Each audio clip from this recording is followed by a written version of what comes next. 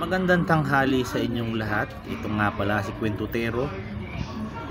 Gusto ko lang pala ipaalam na nasira yung cellphone kung saan naroroon lahat ng mga isinulat ko at isinulat ni Six Hokage para sana next week.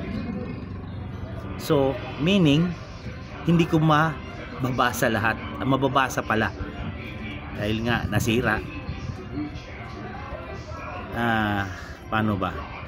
Hayaan nyo, gawa ako ng paraan kung kailangan magbenta ako ng laman, maipagawa lang yung cellphone dahil napaka-importante rin talaga sa akin yung cellphone na yon. Yun lang.